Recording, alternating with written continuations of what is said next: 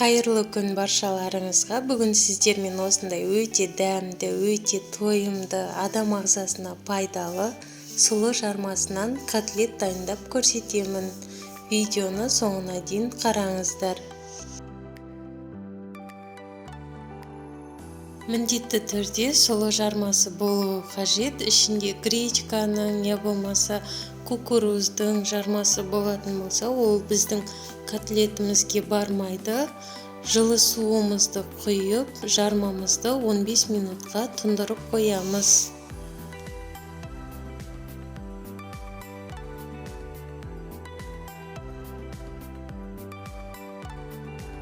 Бізге қажетті заттар: 2 дана картоп, 1 дана жуа, жұмыртқа және де аскөгімізді жақсылап майдалап турап аламыз.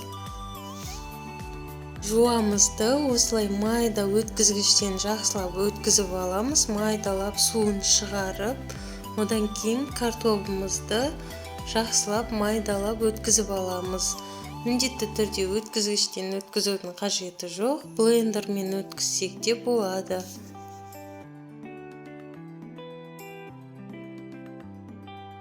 Жармамыз 15 минут тұрды. Үстінен аскөгімізді салып, жаңағы өткізгіштен өткізіп алған пияз бен картопты салып, үстінен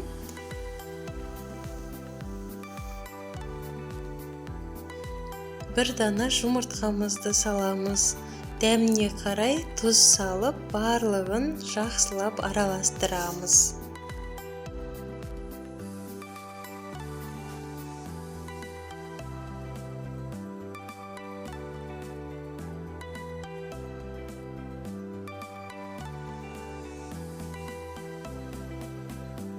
Барлығы бір-бірімен жақсы, бір-біріне біріккенінше жақсылап араластырып, қолымызды жақсылап суық сумен жуып отырып, котлетті осылай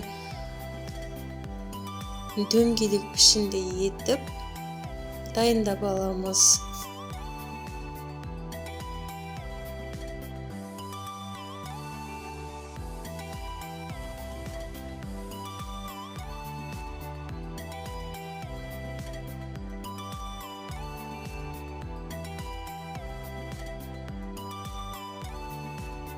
Осылай котлеттерімізді қолымызды суық сумен жуып отырып жасап аламыз. Сол кезде қолымызға жабыспай, осылай дөп-дөңгелек болып, әдемі болып шығады.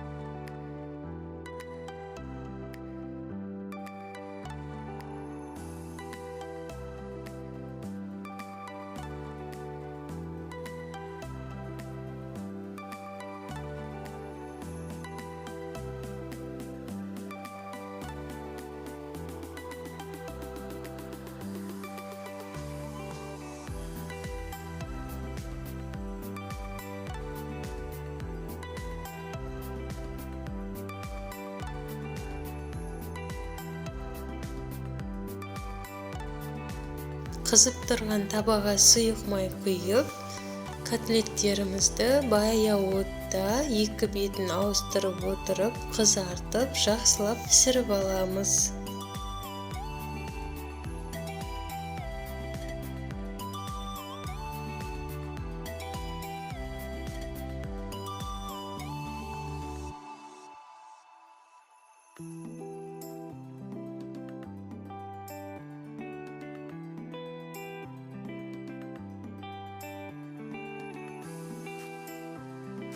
Котлеттеріміз менде 13 дана шықты. Осылай үстінен су құйып, баяу отта барлық котлеттерімізді салып, 15 минутқа бұқтырып қоямыз. Сол кезде котлеттеріміздің ішіндегі заттардың барлығы жақсы пісіп, өте жұп-жұмсақ болып пісетін болады.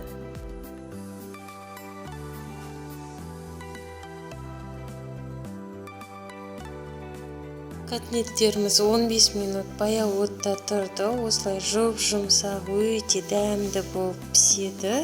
міндетті түрде жасап көруге кеңес беремін. Әсіресе диетадағы адамдарға өте жақсы, пайдалы болады деген сенімдемін.